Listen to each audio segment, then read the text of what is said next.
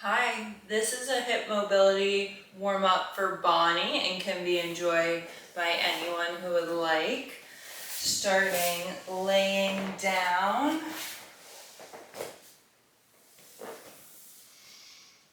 Looking side to side a few times to find the center spot at the back of the head. Relaxing the muscles in the face, the torso.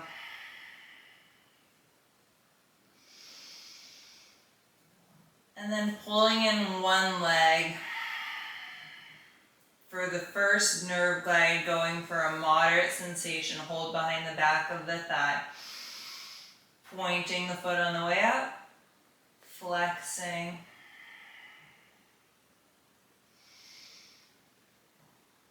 About 5 repetitions of each. 3.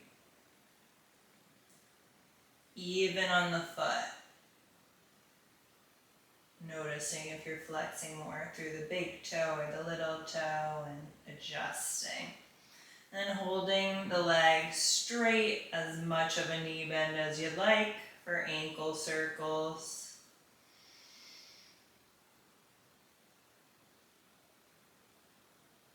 2. And then 5 in the other direction. The ankle, knees, and hips are all closely connected. And taking the foot, bringing the big toe edge down and the pinky edge up. So the foot curves in.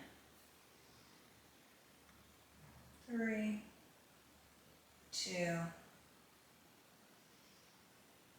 Other leg. Optional, look side to side, readjust the head, tucking the chin, long neck. Point on the way up, flex on the way. Looking for a mild to moderate sensation here. 2, and then you can always choose to go deeper. Holding the leg for circles, smooth circles. And reversing, you can always go even slower.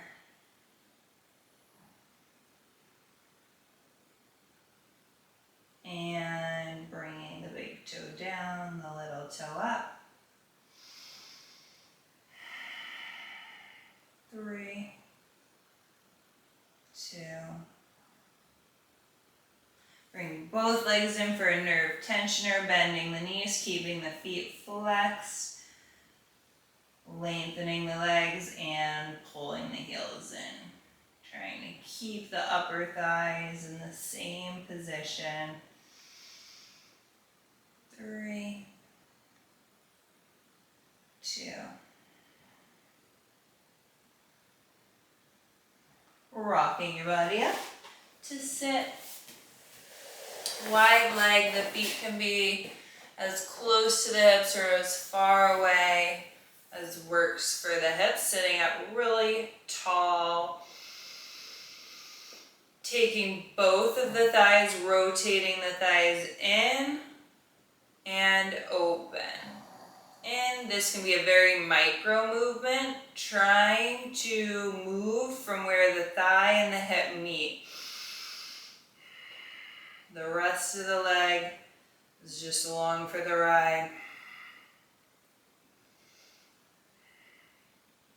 And then holding the thighs open, engaging the outer glutes, the outer hips, as if there was a band around your upper thigh and you're spreading into the band.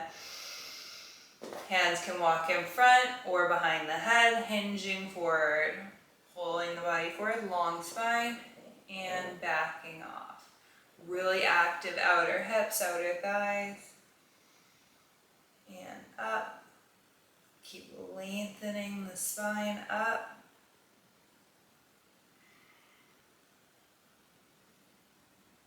One more. Bringing the hands under the thighs, rounding the spine, and arching. Moving through cat-cow a few times. Breathing as you move.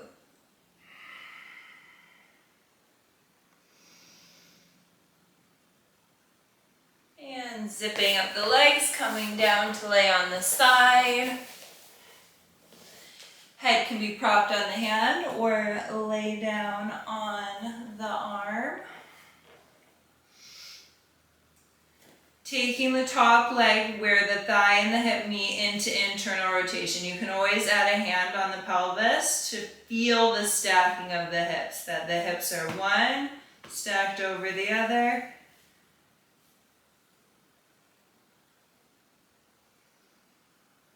Three, two.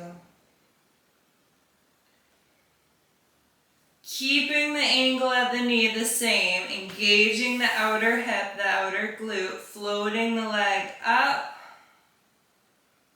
and resisting as you lower.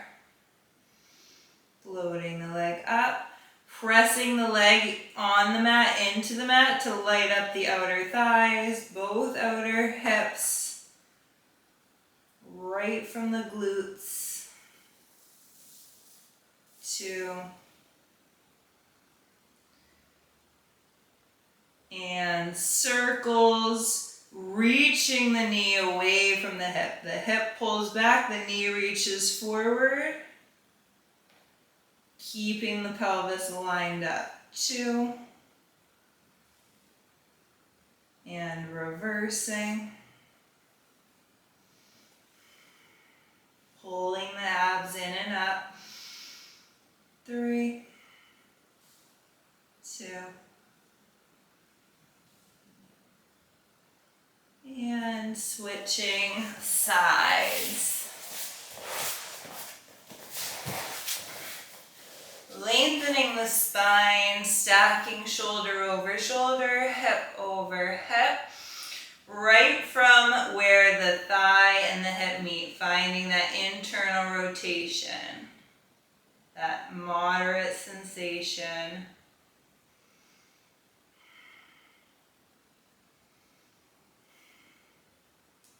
3, 2. Firming up the muscles in the legs, keeping the knee angles the same, opening from the hips.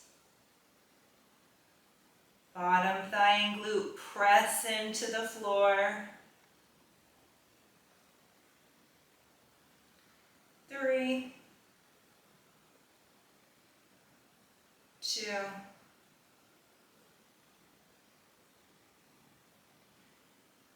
And circles. Knee reaches forward, hip pulls back, keeping the pelvis still. 2. And reverse. 5, 4, 3, 2. And coming up to sit one more time. Sitting up tall, long spine, letting both legs drop to one side, rooting through both sits bones, keeping the pelvis weighted and heavy.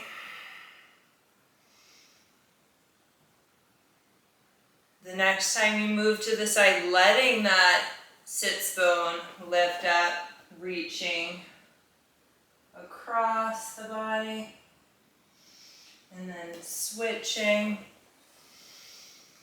moving with your breath, adding some spine twist, and when you're at the next side, staying, weight the pelvis heavy, coming down onto the forearms, or making a pillow with your head, staying for a few rounds of breath, keeping the pelvis weighted and heavy.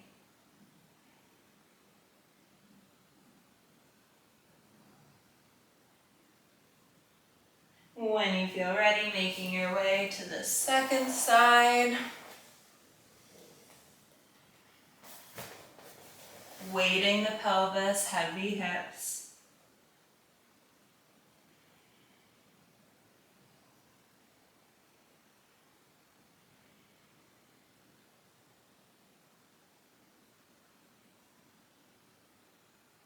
Coming back up when you feel complete. And finishing sitting on the shins. Feel free to crawl forward and make your way in and out depending on how comfortable or uncomfortable this position is for you. Finding somewhere where you can breathe. This is something that it might surprise you if you repeatedly do. It will become a little bit easier.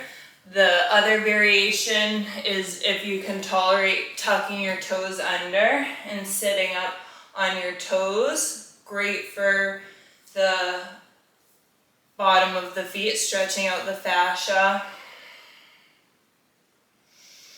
Or not so much stretching the fascia as becoming more used to the sensation, the nerve tension, and it's so interesting, all the nerve glides and nerve tensioners and working on the nerves, because it affects the sensitivity of our body's perception of movement and pain, and it's really interesting, and a lot of the science goes way over my head.